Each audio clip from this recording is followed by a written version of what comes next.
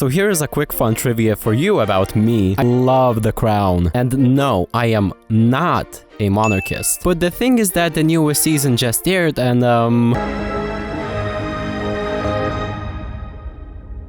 I was a bit disappointed and some of the magazines slandering the show were right. Easily the worst season out of all of them. And if I was to summarize the issues of the season, as a hardcore devoted fan of The Crown, I can say, this season seems to have forgotten what the show actually is. It seems to have lost its identity. And by no means do I want to say that it has suddenly become a horrible show. No, it is still a lot better than a lot of what is out there. But let's admit it, the first 4 seasons had made us accustomed to high quality. And that is a drug that is hard to get off of. So for those of you who have elected to miss out on some great content since 2016 and have no idea what The Crown is, allow me to break it down for you. So The Crown is a Netflix historical drama that focuses on a group of Nepo babies formerly known to the world as the British royal family, with Queen Elizabeth II, RIP, serving as the main character. Throughout its run, royal drama ensues left, right and center, with real-life events being humanized through the perspective of human emotion. Alongside royal shenanigans, we also get a look at the inner workings of 10 Downing Street and see a revolving door of prime ministers. The show also has a quirky trait of recasting characters every 2 seasons, to varying degrees of success that is. Season 5 specifically focuses on the years from 1991 to 1997. This time period includes such wonderful landmark events of British history as Fergie getting her toes sucked and the famous tampon gate. Boom kaboom, summary over. Now let's get to the real meat of this shit.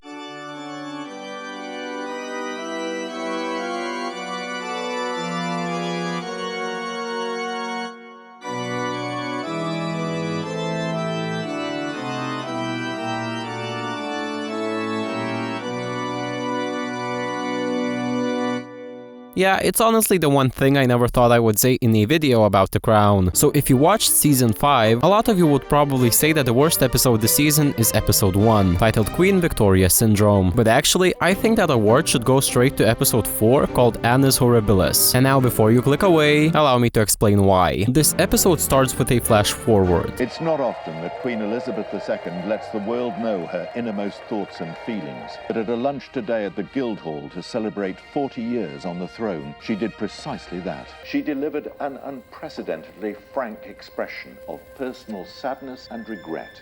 But if it was public sympathy and forgiveness Her Majesty was hoping for, it might not be what she gets. And I think that it is the highlight of this episode. This one flash forward that lasts about a minute or 2 actually feels like it belongs to The Crown. It is so dramatic, I still keep rewatching it, it is so good. And then we get the intro ends, and quickly this episode evolves into some just plain bad writing. So as the name suggests, it focuses on the famous period of Queen's reign that is titled Horrible Year in Latin. For this episode I expected the Queen to be dealing with her family's shit PR moves this entire episode. But guess what? Turns out that this episode also focuses on Margaret. Now, first of all, excuse me? The Queen had such a horrible year according to her speech, but she has to share this episode with her sister who is just having a journey down the memory lane? And don't get me wrong, Margaret's storyline is worth exploring, but really, in this episode, in this particular one, instead of that precious screen time being spent on, I don't know, the Queen reacting to the Windsor fire and her family literally falling apart, we get to see Margaret and Peter Townsend prance around with some shit camera work.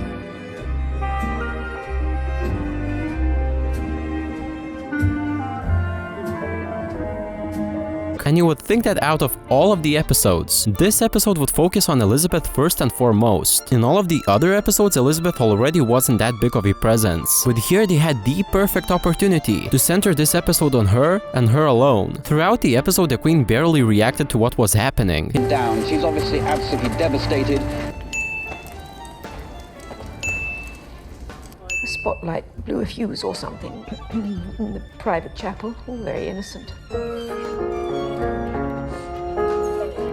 There are some sources saying that the Queen took every divorce that happened during the year as a personal blow, and that the Queen was finding the divorce talks deeply upsetting. Divorce, Mummy? Oh, darling. Diana won't rest until she's blown the whole thing up. Is that what you want? She was at the forefront of her entire family. She was the matriarch. So of course she would be concerned, but the execution of the emotional side of Elizabeth was lackluster. And you might defend this creative choice by saying that Queen Elizabeth was always remote and distant. But even during the previous seasons, when similar drama would go down, she would be far more reactive and also bigger presence. And if I want to separate? You will not separate or divorce or let the side down in any way. And if one day you expect to be king, I do. then might I suggest you start to behave like one. I also believe that the storyline of this episode didn't land because we didn't really see the reactions of the general public. Where is the outrage? Where are all the papers? Why don't we see more of the news coverage? Net. Some Labour MPs say the Queen, not taxpayers, should pay for all repair work.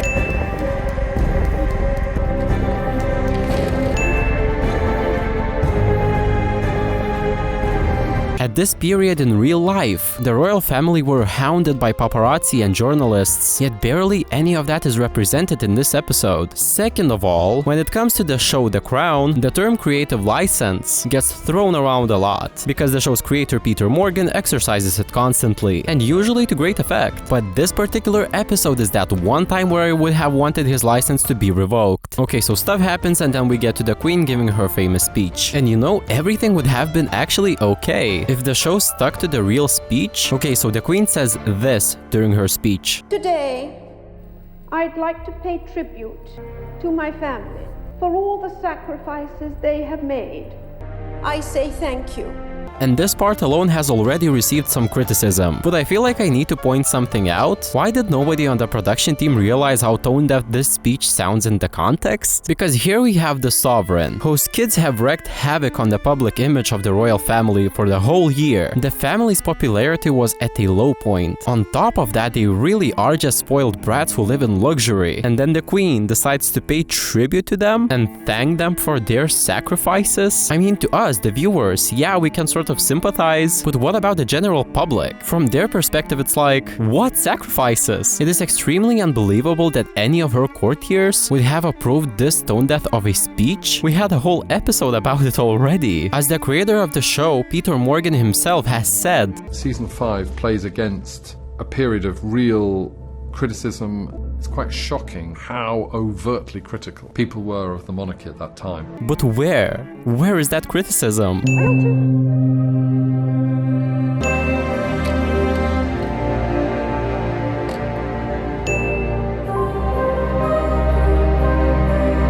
Also, is it just me, or does some of the dialogue just seem repetitive? So at the end of season 4 we had Prince Philip do a little speech. Everyone in this system is a lost, lonely, irrelevant outsider, apart from the one person, the only person that matters. And now we have his failure of a son basically repeat the same shit, but like as if it was ordered from Wish. But that's what we do in this family. Destroy anyone that's different. Not at the beginning, of course. First we tell ourselves how good they'll be for the system. And we learn the same painful lessons yet again. That no one with any character, originality, spark, wit and flair has a place in this system. Like, what the hell are you going on about, dude? And this whole speech just sounds so awkward. It'll be our salvation, our secret weapon. Like, what the hell are you describing here? And also we have other characters say the same shit practically in the same words. Like Margaret, for instance. As an outsider, as someone with flair, character, this system isn't easy for people like us, you know. At this point I genuinely rolled my eyes, because it feels like the writer tried to make these poignant moments like Philip's speech in season 4, but he actually didn't hit. And don't get me wrong, previous seasons weren't exactly allergic to this dramatic banter and this weird philosophizing, but this season just does it too much. Okay, let's discuss. It does seem to have had better days. Even the televisions are metaphors in this place.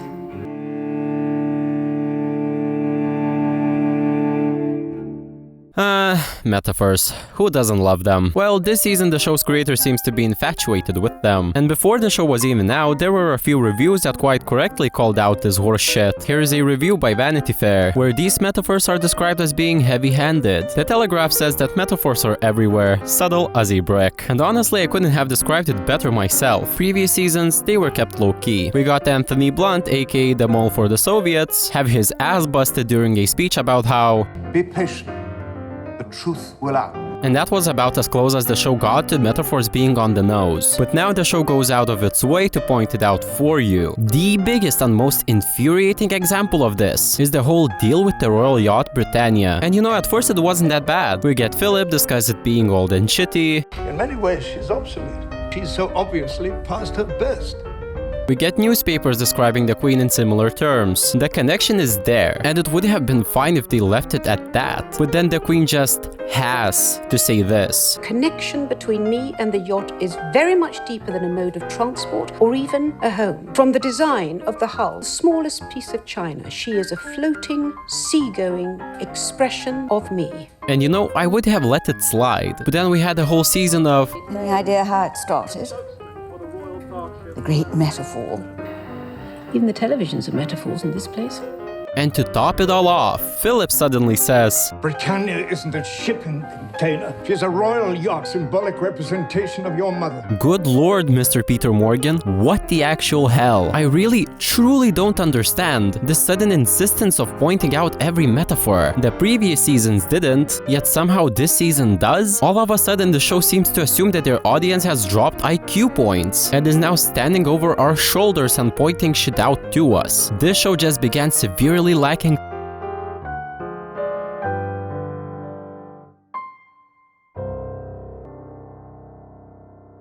So there is one scene that sticks out to me the most, and that scene is in the last episode of the season, which is called The Commissioned. We have the last audience between John Major and the Queen, and the Queen goes ahead and says this. I do hope the history books will judge my premiership rather more kindly than the electorate has. Whatever the historians make of it, you will always rank highly in my personal table of prime ministers.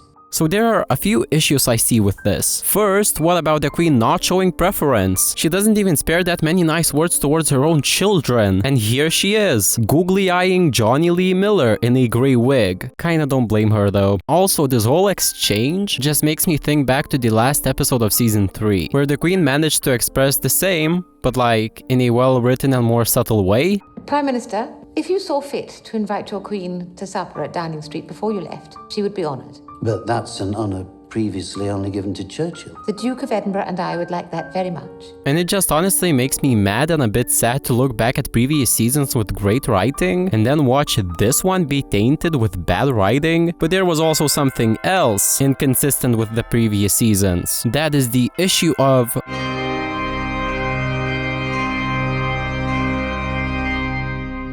So as I have mentioned before, this show doesn't only consist of the royal family drama, but also of the drama in Downing Street, which this season was completely absent. Here we have Jonny Lee Miller playing his ass off as an amazing John Major, only for him to be criminally underused. I honestly loved his portrayal, easily my personal favorite PM to appear in the show. But you know, the previous seasons had many scenes set in the cabinet, with government ministers having to sit down around a table and, you know, actually discuss politics. And do you know how many scenes we had of that this season? An absolute zero. In offering our support to both the Prince and Princess of Wales at this difficult time. There was a hint of politics in the last episode. They showed the handover of Hong Kong, the perfect opportunity to have some cabinet shenanigans. Yet instead we had the same old boring stuff about Elizabeth being old and tired. And when I realized that this is the part that was missing all along, everything began to make sense. This is probably the biggest reason why The Crown doesn't feel like The Crown anymore. Politics were such a huge part of the show, and now they don't even exist for whatever reason. But there was also another shift that happened within the narrative.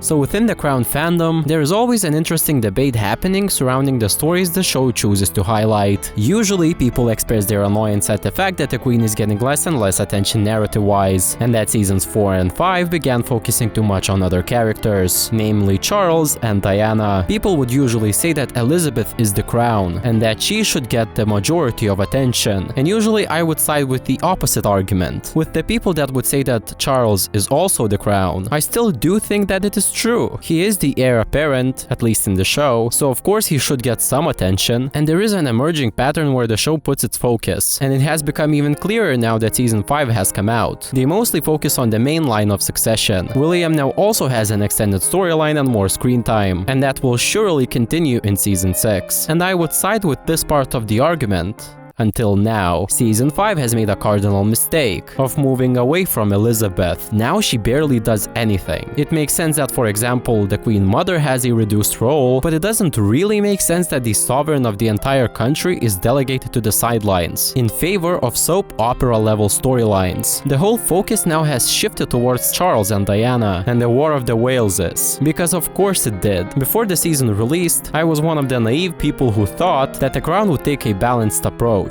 and let the other aspects of the show breathe. But in hindsight, it really isn't surprising that the show is taking this approach. They know what will be interesting and draw most eyes to the show, yet in doing so the show is losing itself. It wasn't the soap opera that made the show so great. We got to see the Queen Elizabeth evolve from a princess into a queen. We as the audience are invested mostly in her, as Philip would put it. Apart from the one person, the only person that matters. She's the oxygen we all breathe, the essence of all our duty. She always was the center. It always returned to her. Only now that is not the case anymore.